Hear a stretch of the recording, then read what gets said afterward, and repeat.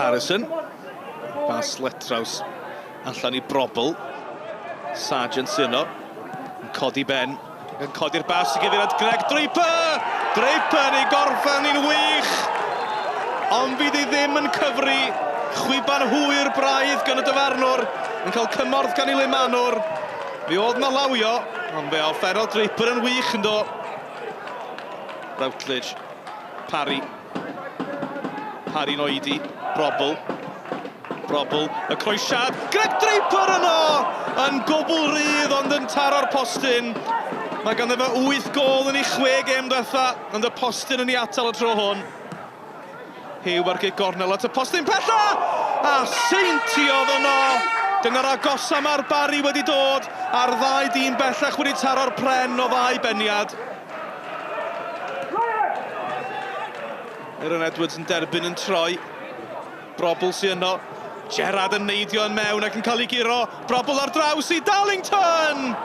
Lewis yn arbed o'i draed. Sawl gwaith ni wedi gweld Darlington yn sgorio'r safle yna dros y blynyddoedd. Mynydd o gic gan Mike Lewis, y chwilio McLagan. Leak ar mantes yn yr awyr, sa'ch chi'n meddwl. Aaron Edwards I mewn gyda Gerrard. Edwards ar y llawr. Ond taro sawdl Gerrard. McLagan! Y gwiriad I gefn yr hwyd! Hydref 2001, dyna'r tro diwetha'r Barri gyda'r Seintiau. Gary Lloyd yr arwr sgoriodd y gol agoriadol bryd hynny. Ond yr arwr newydd McLagan sy'n rhwydo eto fyth i'r Barri. Ac mae'r cefnogwyr wrth I bofe. Brobl ar gic. Rollins yn I mewn amdani, mae'n cael ei ffeindio yn glir, mor bell a Barri. Chydig o frys yn chwarae'r pencampwyr nawr. Barri yn ôl I mewn. Mae'n cyrraedd Brobl. Brobl ar ergyd! Mae'r Seintiau di ennill 3 gêm ar 20 yn ôl adre yn y gyngrair. Yw'r hediad yna ar fi'n dod I ben. Y gygornel yn un fer, Holland yn ôl I Brobl. Brobl yn anelu at y postyn pella. Mae'n cael ei ffanio yn ôl o draws I Aaron Edwards! Ond peniad Aaron Edwards yn llithro heibio'r nod. Not many teams come here and get a point. You must be absolutely delighted with the 3 today. Oh, absolutely. I thought the boys put in a huge shift, you know. They've shown previously in the season they can do that. But yeah, huge togetherness again. And, you know, off the back of 4 losses, it's, you know, you come to TNS and it's a difficult place to come, isn't it? At the best of times. So the boys, I thought today, were magnificent and naturally delighted with the 3 points, yeah. First home defeat in 19 months. What did you make of the performance today? Obviously, it's the result first. Be all and end all was the result, and obviously we've lost a home game. I wouldn't even know it's 19 months because this place is somewhere that we're very strong, very positive, play our good football, attractive, and you know the last thing in my mind is losing a home game. So we were aware of their threat. We know they play on the counter, we know they're solid and compact, they coach well, they've got a very good coach and they've got a good mentality, good team spirit. So the first thing I said was make sure that you don't fall into the trap.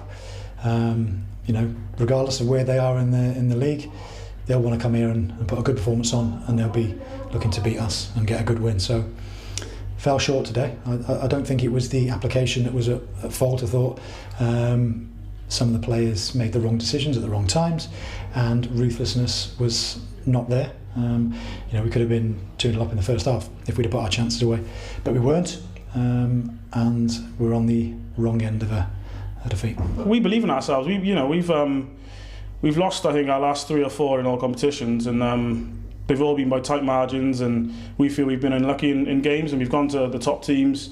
We played at home against TNS, where we thought we could have got more than just a 1-0 loss. You know, we went away to Bangor and got a 1-0 win. We come here and got a 1-0 win, and I think last week at home to Connors Quay, we felt we did enough to get a point at least. So we've done well against all, especially the big teams. We've done really well.